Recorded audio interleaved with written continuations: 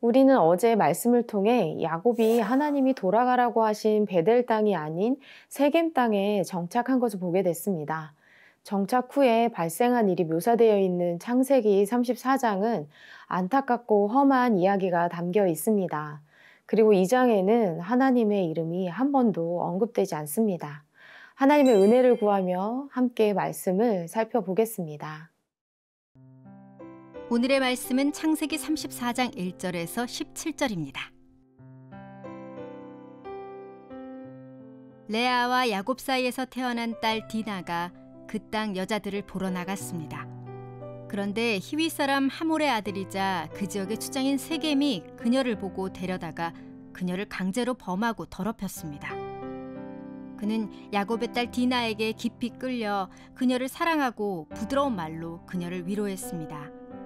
세겜이 자기 아버지 하몰에게 말했습니다. 이 소녀를 제 아내로 맡게 해주십시오. 야곱은 세겜이 자기 딸 디나를 더럽혔다는 말을 들었습니다. 그러나 자기 아들들이 가축들과 함께 들에 나가 있었으므로 아들들이 돌아올 때까지 그는 잠잠히 있었습니다. 세겜의 아버지 하몰이 청혼하려고 야곱에게 왔습니다. 그때는 야곱의 아들들이 소식을 듣고 들에서 돌아와 있었습니다. 그들은 세겜이 야곱의 딸을 강제로 범해 이스라엘에게 수치스러운 일, 곧 해서는 안 될 일을 세겜이 행한 것 때문에 괴로워하며 분노했습니다. 하몰이 그들에게 말했습니다. 제 아들 세겜이 대개 따님을 사랑합니다. 대개 따님을 제 아들에게 아내로 주시기를 부탁합니다. 대개 가문과 우리네 사이에 통혼합시다.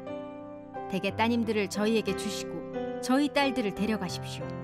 그리고 우리와 함께 삽시다. 땅이 여러분 앞에 있으니 여기서 사십시오. 여기에서 마음대로 다니면서 땅도 얻으십시오. 세겜이 디나의 아버지와 형제들에게 말했습니다. 제가 여러분의 마음에 들기를 바랍니다. 뭐든지 말씀만 하시면 드리겠습니다. 결혼 지참금과 선물을 아무리 많이 요구하시더라도 말씀하시는 대로 드리겠습니다. 이 소녀만 제게 아내로 주십시오. 야곱의 아들들은 자기 누이가 더럽혀졌기 때문에 세겜과 그 아버지 하몰에게 거짓으로 대답했습니다. 그 형제들이 두 사람에게 말했습니다. 저희는 할례받지 않은 사람에게 저희 누이를 줄 수가 없습니다. 그것은 저희들에게 수치가 되는 일입니다. 하지만 한 가지 조건만 들어주신다면 저희가 대개 의견을 받아들일 수 있습니다. 그것은 여러분 댁 모든 남자들이 저희들처럼 할례를 받는 것입니다. 그러면 저희가 저희 딸들을 여러분에게 드리고 대개 딸들을 저희가 데려올 것입니다. 그리고 저희가 여러분과 함께 살고 한 백성이 될 것입니다. 그러나 만약 여러분들이 저희 말대로 할례받기를 꺼려한다면 저희는 저희의 딸을 데리고 가겠습니다. 1절의 말씀을 읽겠습니다. 레아와 야곱 사이에서 태어난 딸 디나가 그 땅 여자들을 보러 나갔습니다. 야곱의 딸 디나가 그 땅 여자들을 보러 나갔다고 말합니다. 야곱의 가족들은 베델에서 제단을 쌓고 하나님을 섬기겠다는 약속을 뒤로 미루고 세겜 땅에 오랜 시간 정착해 있었습니다. 토지를 매입하고 가나안 토착민들과 더불어 살고 있었습니다.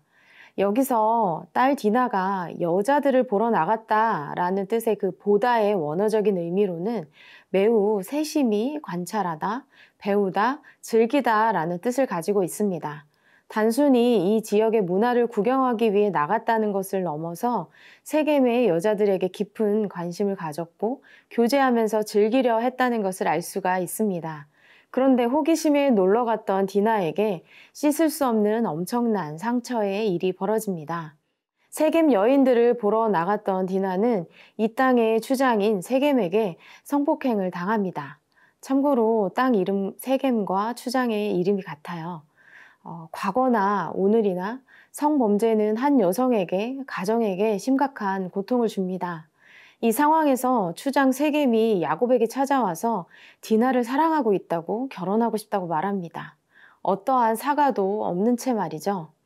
아버지 야곱은 가만히 있기만 합니다. 오늘의 디나에게 일어난 사건은 야곱과 가족들에게 또 디나 자신에게 매우 뼈아픈 일입니다. 야곱은 하나님의 백성으로 추장 세겜의 행동이 악하다는 것과 그 범죄에 대한 하나님의 뜻을 전해야 했습니다. 그런데 이 엄청난 일이 자신의 딸에게 벌어졌는데도 아무런 조치를 취하지 않습니다. 이 일에 대해 하나님께 기도했다는 것도 찾아볼 수가 없습니다. 야곱은 세겜에 정착해서 예배를 드리며 그 제단의 이름을 엘엘로헤 이스라엘이라고 지었습니다. 하나님, 이스라엘의 하나님이라는 뜻입니다. 이랬던 그가 정작 그의 일상에서는 하나님을 잊어버렸습니다. 믿음을 따라 행동하지 못했습니다. 메시지 성경의 버전으로 로마서 12장 1절의 말씀을 보겠습니다. 그러므로 나는 이제 여러분이 이렇게 살기를 바랍니다. 하나님께서 여러분을 도우실 것입니다. 여러분의 매일의 삶, 일상의 삶, 자고 먹고 일하고 노는 모든 삶을 하나님께 헌물로 드리십시오. 하나님께서 여러분을 위해 하시는 일을 받아들이는 것이 바로 여러분이 그분을 위해 할 수 있는 최선의 일입니다. 사랑하는 세나 친구 여러분, 야곱의 가정처럼 우리 주변에는 말할 수 없는 어려운 일들이 실제로 일어나는 것을 볼 수가 있습니다. 이때 믿음의 자녀들은 죄에 대해 용서를 구해야 하거나 용서를 해야 하기도 합니다. 유혹이 있으나 거절하기도 하고 좌절과 실패의 반복을 견디며 다시 일어나기도 합니다.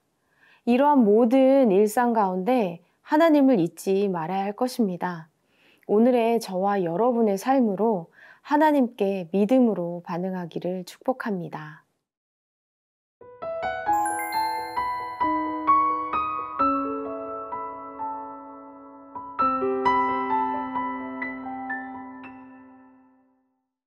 (9절) (10절의) 말씀을 읽겠습니다. 대개 가문과 우리네 사이에 통혼합시다. 대개 따님들을 저희에게 주시고 저희 딸들을 데려가십시오. 그리고 우리와 함께 삽시다. 땅이 여러분 앞에 있으니 여기서 사십시오. 여기에서 마음대로 다니면서 땅도 얻으십시오. 상당히 어이없는 일이 벌어집니다. 추장 세겜의 아빠인 하몰이 야곱을 찾아와서 자기 아들이 디나를 사랑하니 결혼시키자는 말을 합니다. 하몰의 말에서 세겜의 행동에 대한 사과는 없습니다. 그러면서 더 나아가 가문끼리 아예 통혼하자는 제안을 합니다.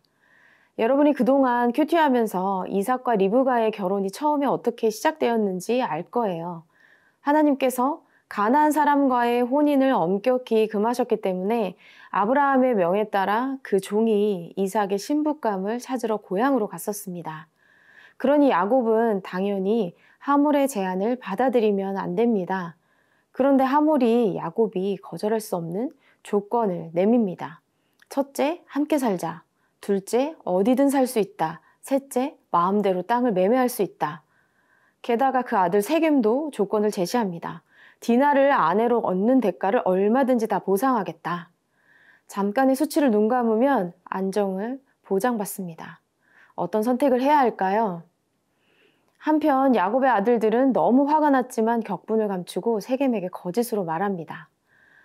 디나와 결혼을 하려면 세겜과 하몰에 속한 모든 남자가 할 일을 행해야 한다고 제안합니다.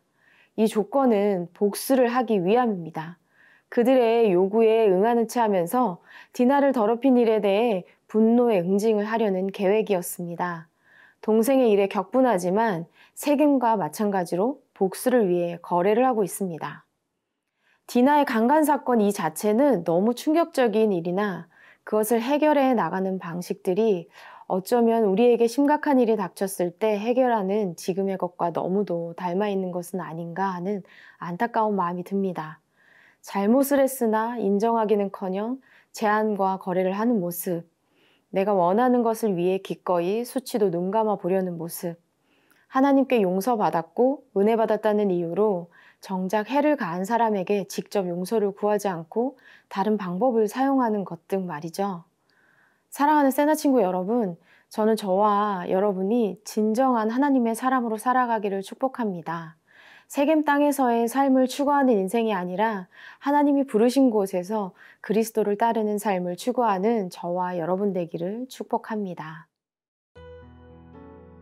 사랑의 하나님, 감당하기 어려운 일을 당할 때 하나님의 뜻 안에 있게 해주세요.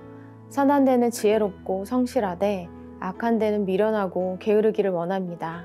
예수님의 이름으로 기도합니다. 아멘.